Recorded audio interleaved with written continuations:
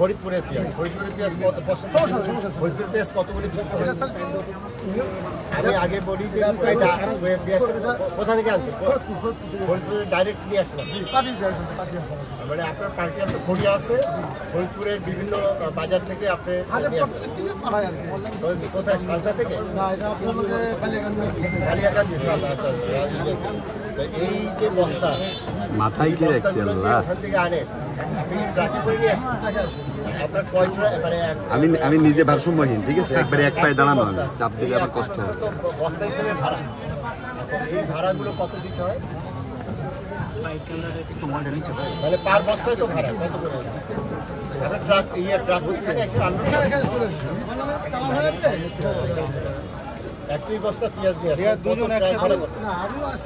আমি বলি যে এক বস্তায় ট্রাক ভাড়া কত? 100 টাকা। আপনার ফরিদপুর থেকে এখানে ট্রাক ভাড়া 100 টাকা। এই ট্রাক ভাড়া আপনার 2 মাস আগে কত ছিল? আপনার বস্তায় কত ছিল? 130 টাকা 40 টাকা ছিল। ট্রাক ভাড়া 130 টাকা ছিল, 40 টাকা ছিল পার বস্তায়। আলুর ভাড়াটা ছিল একটা আছে, পেঁয়াজে হলো আপনার 140 টাকা বস্তায় ছিল। আচ্ছা, এক বস্তায় কত কেজি পেঁয়াজ? এগুলো আছে আপনার হলো 50 কেজি। আবার মানে আপনার পার কেজি ট্রাক ভাড়া পার বস্তায় 40 টাকা, মানে পার কেজিতে আপনার অলমোস্ট 1 টাকার মতো ট্রাক ভাড়া করে। আচ্ছা, তাহলে এই 1 টাকা কারা ভোক্তারা পাবে? হ্যাঁ, অবশ্যই দাম কমে যাবে। এটা ভোক্তারা পাবে না নাকি আপনি? কাহিনী আছে, কাহিনীটা হলো যে এই যে ট্রাক ভাড়া কমছে, এই জন্য যদি আপনি আগের দামে বিক্রি করেন তাহলে তো হবে না।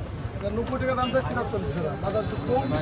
আচ্ছা, 90 টাকা দেশি পেঁয়াজ,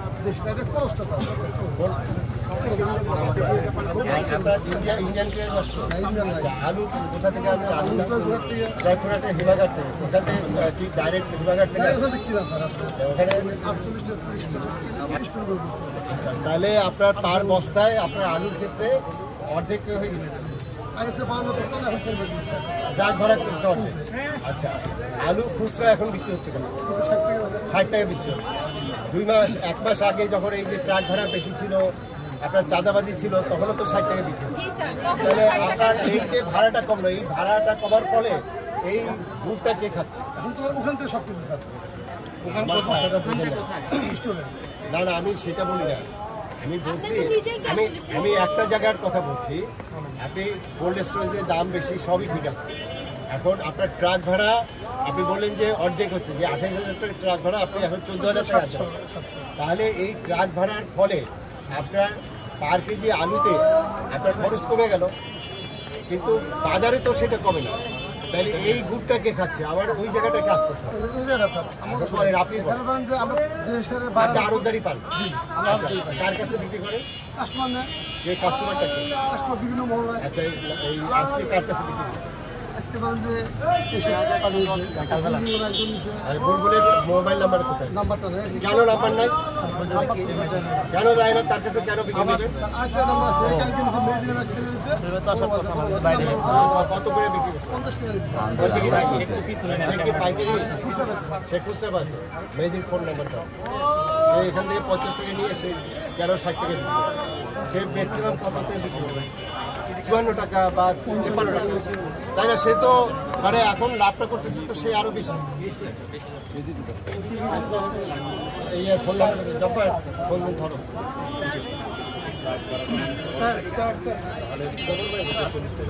ওনার ফোন বিকাশ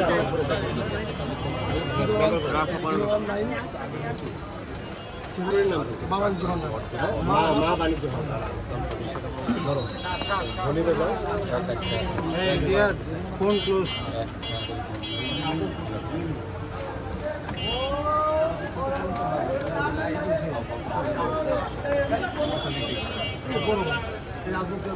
তোরা ওইখানে যাবে, নাম্বারটি ওইখানে যাবে, এতটা নিয়ে ওইখানে আছে। এবং পাইকারি খুচরা মধ্যে একটা বড় এই যে আপনার ফোন ধরবে, আমাদের ফোন ধরে নাকি এর ফোন দেওয়া হয়ে গেছে?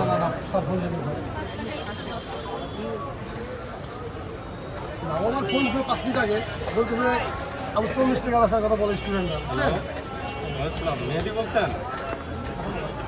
মেহেদি আপনি কোথায় ব্যবসা করেন?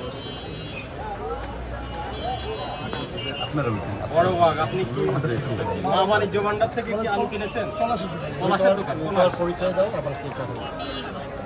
আচ্ছা, আমি আমার পরিচয় দিই। আমি বিকাশ দাস, ডেপুটি ডাইরেক্টর ভোক্তা অধিকার সংরক্ষণ অধিদপ্তর। হ্যাঁ, আপনার সাথে আমাদের ডিজি মহোদয় একটু কথা বলেন। জি মেহেদি, আসসালামু আলাইকুম।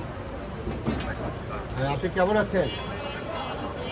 আচ্ছা, আপনি কি আলুর ব্যবসা করেন নাকি আলুর বিক্রি করেন? আপনার মা বাণিজ্য ভান্ডার থেকে আজকে কত টাকা করে আলু কিনছেন? কত কেজি? কালকে